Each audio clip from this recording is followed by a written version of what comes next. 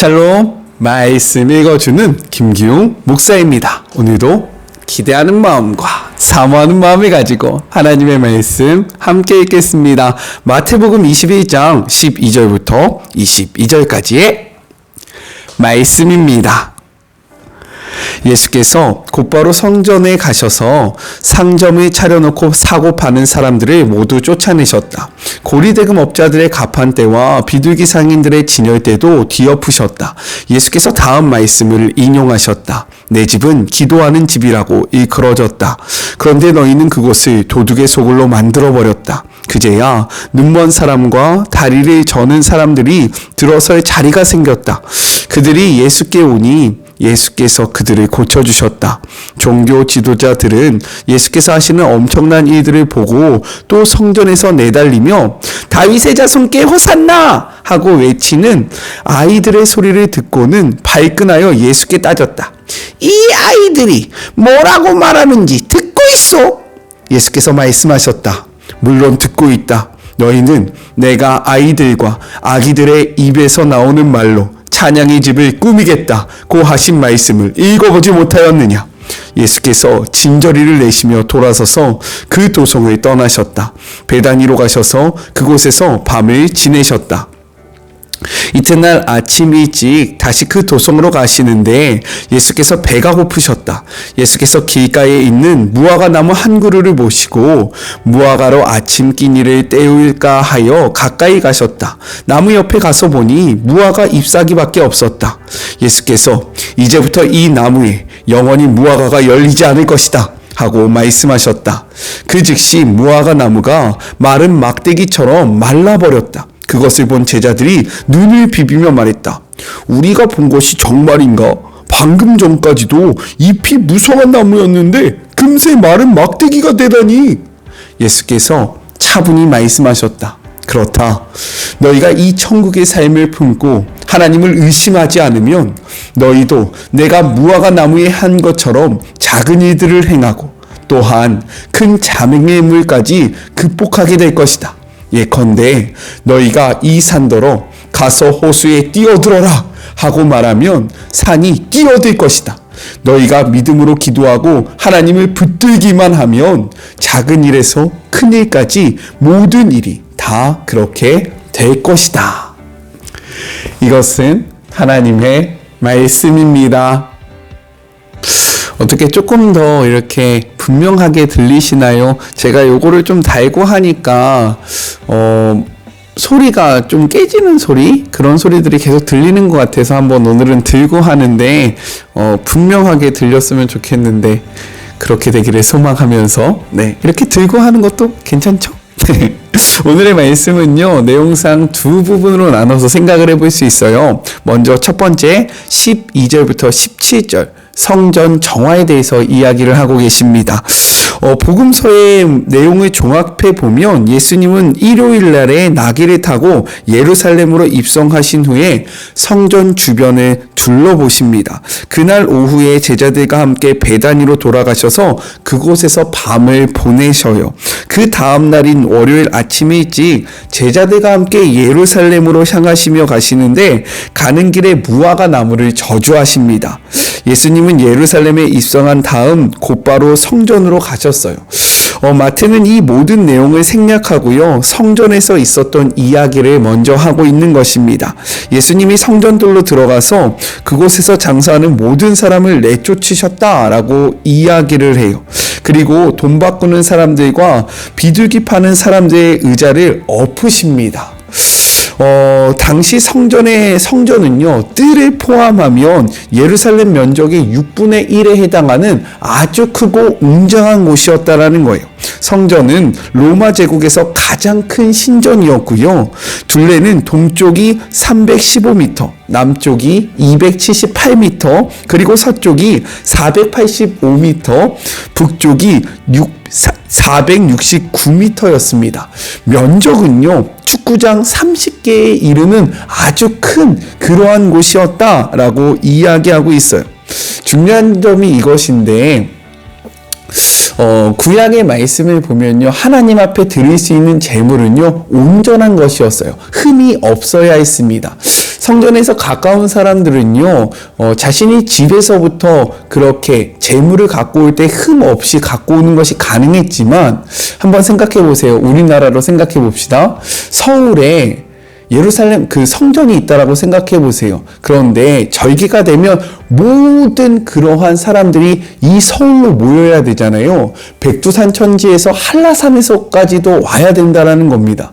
제주도에서 한번 넘어온다고 생각해 보세요. 내가 양을 하나님께 드리려고 하면 양을 데리고요, 배를 타야 합니다. 배를 타고 부산에 내려가지고요, 부산에서부터 걸어서 혹은 마차를 타고 혹은 이동을 하면서요, 서울까지 와야 돼요. 이때 내가 하나님 앞에 드릴 그 재물이 상처가 나면 안 되고요, 어디 하나 흠집이 생기면 안 된다라는 겁니다. 이거는요, 거의 불가능한 일이었다라는 거예요. 그래서 어떠한 일들이 발생했냐면, 예배자들을 배려하기 위해서 성전에서 이 흠이 있는 그러한 재물들을 온전한 물건으로 재물로 바꿔주는 역할을 했었다라는 겁니다. 이것은 원래는 굉장히 좋은 의도로 시작된 그러한 일이에요. 하지만 이것에 이권이 개입하게 돼요.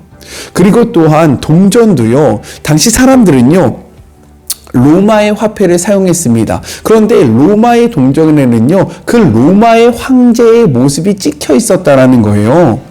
유대인들은 이것을 우상 숭배라고 여겨서요, 이들이 사용하는 동전은요, 따로 있었습니다. 이것이 두로 동전인데 이거는 아무런 문양이 없는 거예요. 그렇기 때문에 그 당시 사람들이 흔히 사용하던 동전을 갖고 와서 두로 동전으로 바꾸고요, 심지어 이 두로 동전 역시 성전에 내는 동전으로 바꾸는 그러한 일들이 필요했다라는 겁니다. 여기에 이권이 개입하게 돼요. 그 이권의 핵심이 누구였을까요? 바로 종교 지도자들이었습니다. 이들은요, 여기에 금액을 엄청나게 붙이고요, 자릿세를 받고요, 정말로 제사를 드리는 예배자들을 편하게 하려고 했던 것을 악용해서 자신들의 부와 명예를 삼는 그곳으로 이곳을 변화시켰다라는 거예요. 그렇기 때문에 예수님은요, 그들을 향해서 무엇이라고 이야기합니까? 13절의 말씀 같이 한번 읽어볼게요. 그들에게 이르시되 기록된 바 내 집은 기도하는 집이라 일컬음을 받았으리라 하였거늘 너희는 강도의 소곤을 만드는도다 하시니라 라고 이야기합니다. 너희들이 정말로 너희들의 유익을 위해서, 너희들의 만족을 위해서 하나님의 집을 더럽혔다라고 말씀하고 있는 거예요. 이 말씀은요, 이사야 56장 7절의 말씀을 인용한 것이었습니다. 같이 한번 읽어볼까요? 내가 곧 그들을 나의 성산으로 인도하여 기도하는 내 집에서 그들을 기쁘게 할 것이며 그들의 번제와 희생을 나의 제단에서 기꺼이 받게 되리니 이는 내 집은 만민이 기도하는 집이라 일컬음이 될 것임이라. 성전은 기도하는 곳이 되어야 하는데요, 성전이 이권이 개입된 그러한 더러운 곳으로 바뀌었다라고 이야기하고 있는 겁니다. 이 말씀 앞에요, 우리는 한번 우리의 모습을 돌아봐야 한다라는 거예요. 교회는요, 어떠한 곳입니까? 하나님을 만나는 곳이어야 해요. 교회는요, 하나님 앞에 기도하는 곳이어야 됩니다. 그런데 우리의 기도, 우리의 교회가 지금 이러한 곳인가? 아니면 여러 가지 이권이 정말로 모여있는 그러한 곳인가를 생각해 봐야 한다라는 거죠. 선거철이 되면 어떻게 됩니까? 교회 나오지 않던 국회의원들이요, 큰 교회에 나가는 거예요. 그곳에서요, 또한 이야기를 합니다. 나를 뽑아주십시오. 또 선거철이 되면요, 그 교회 앞에 수많은 사람들이 모여서요, 어떻게 합니까? 자신의 기호를 외치면서 자신을 뽑아달라고 이야기해요. 왜 그럴까요? 교회를 잘 나오지 않았던 분들이요, 결혼할 때나 무슨 일이 생기면 교회를 열심히 나옵니다. 교회를요, 더러운 소굴로 만들고 있다라는 거예요. 하나님을 예배하는 곳이 되어야 하는데 자신의 유익과 만족을 위해서 교회를 이용하고 있다라는 것을 지적하고 계신다라는 겁니다. 이 말씀 앞에 우리는 그러한 모습이 없는가? 우리의 유익과 만족을 위해서 하나님의 집을 더럽히고 있지는 않는가? 우리들의 삶의 모습을 돌아보는 그러한 시간이 되기를 주님의 이름으로 축복합니다. 이렇게 말씀하시고요, 상을 엎으시고요, 그들을 쫓으시고요, 예수님이 하신 일이 있어요. 14절의 말씀입니다. 맹인과 저는 자들이 성전에서 예수께 나오매 고쳐주신다. 성전이 어떠한 곳이어야 하는지를 분명하게 보여주신다라는 거예요. 성전은요, 고침을 받는 곳입니다. 성전은요, 하나님을 만나는 곳이요. 성전은요, 우리의 영혼이 새롭게 되는 곳이다 라고 이야기하고 계시는 거예요.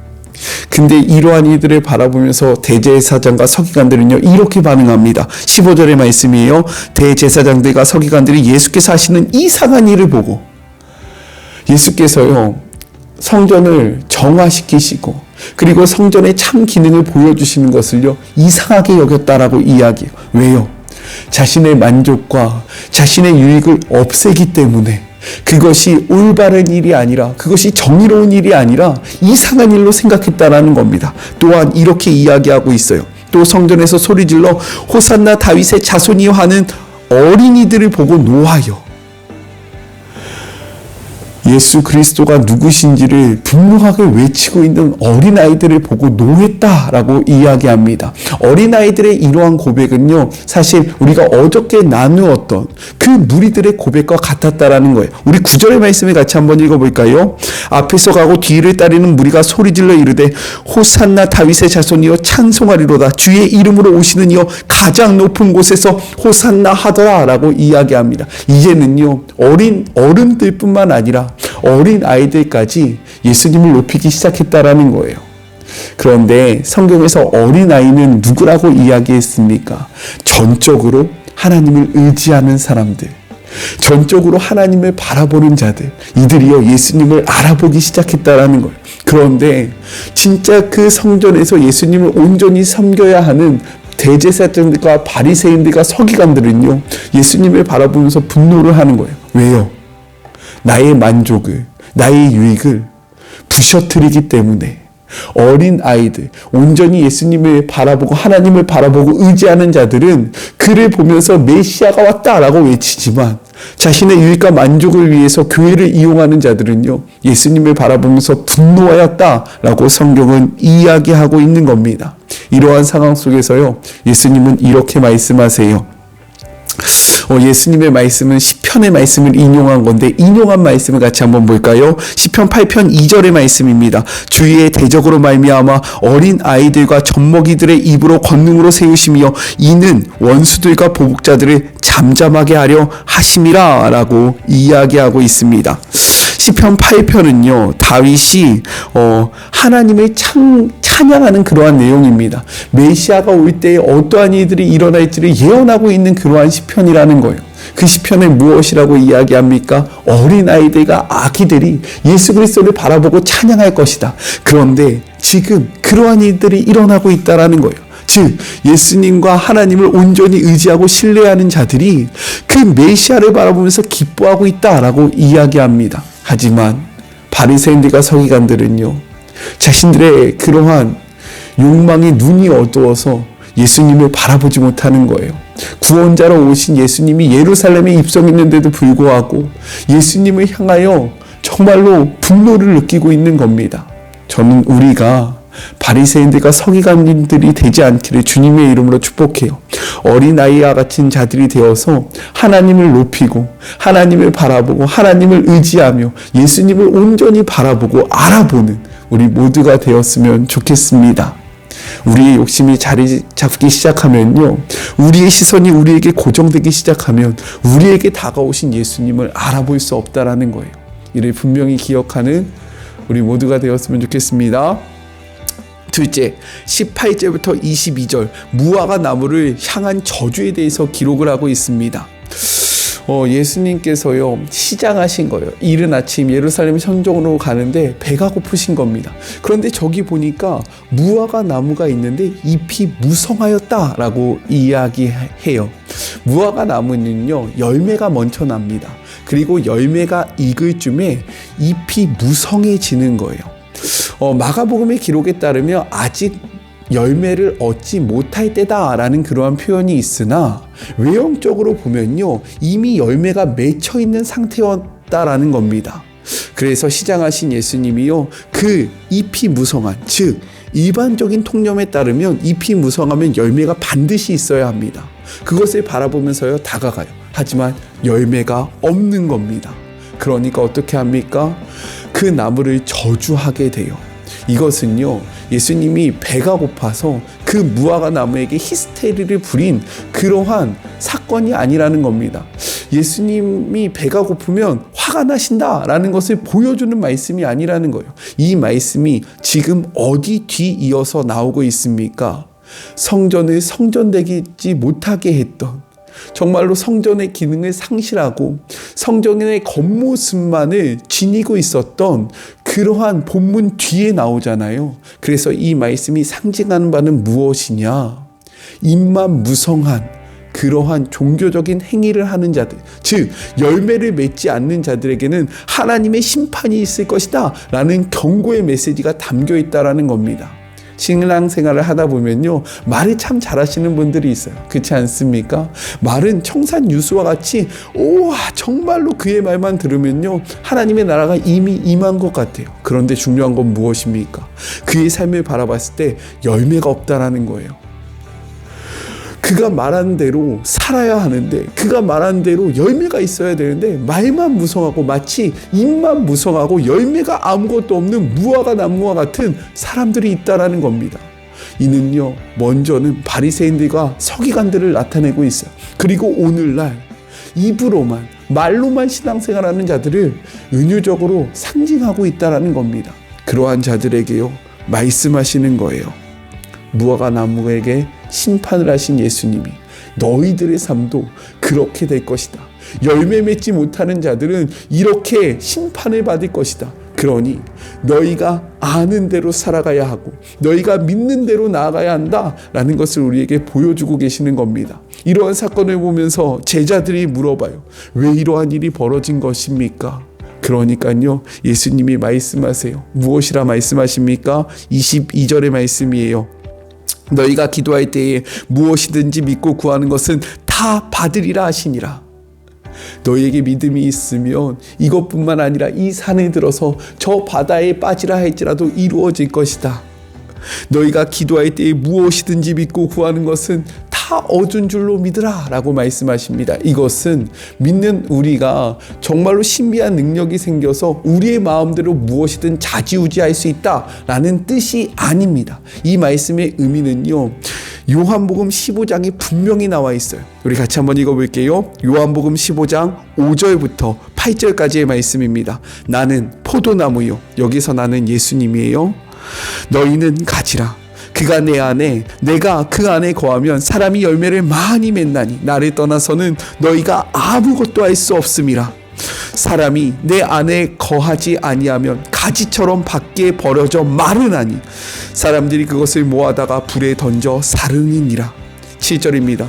너희가 내 안에 거하고 내 말이 너희 안에 거하면 무엇이든지 원하는 대로 구하라. 그리하면 이루리라. 마지막 8절, 너희가 열매를 많이 맺으면 내 아버지께서 영광을 받으실 것이요 너희는 내 제자가 되리라. 지금 이 말씀, 예수님께서 하셨던 이 말씀은요, 너희가 내 안에 거하고 나의 뜻이 너희의 뜻이 되면, 그리고 너희가 그것을 믿으면 모든 것이 이루어진다. 유대인들의 그러한 멸망의 원인이 무엇입니까? 그들은 겉으로는요, 하나님을 섬기는 듯 했어요. 하나님을 믿는 듯 했습니다. 하지만 정말로 말씀이 육신이 되어 우리 가운데 오신 예수님, 우리를 구원하러 오신 예수님을요, 받아들이지 않고 그를 믿지 않았다라는 거예요. 그렇기 때문에 그들에게는 아무런 능력이 나타날 수 없는 겁니다. 그러한 상황 속에서 예수님이 제자들을 향하여 말씀하시는 거예요. 너가 나를 믿으며 너의 말이 내 안에 있으며 그리고 내가 너 안에 거하며 모든 것이 이루어질 것이다. 온전히 예수님을 바라보며 믿으라. 온전히 예수님과 함께 거하라. 그러하면 너희에게 능치 못할 일이 없다라고 이야기하십니다. 그러나 너희가 내 밖에 있으면 마르고 벌어질 수밖에 없다. 사람들이 모아서 너희들을 불태울 것이다. 즉 심판날에 너희는 멸망받을 것이다 라고 말씀하고 계시는 거예요. 우리 사랑하는 마리몽 가족 여러분, 이 말씀을 기억하면서요, 우리가 말만 무성한, 입만 무성한 그러한 무화과 나무가 되지 않기를, 우리의 삶에 믿음의 열매가 있기를 간절히 소망합니다. 그리고 이 믿음의 열매는요, 우리가 주님 안에 거할 때만, 주님을 의지할 때만, 주님과 함께할 때만 맺을 수 있다는 사실을 기억하시면서 언제나 예수님을 바라보고 예수님과 동행하는 삶을 살아가기를 간절히 소망해요. 우리 같이 기도할까요?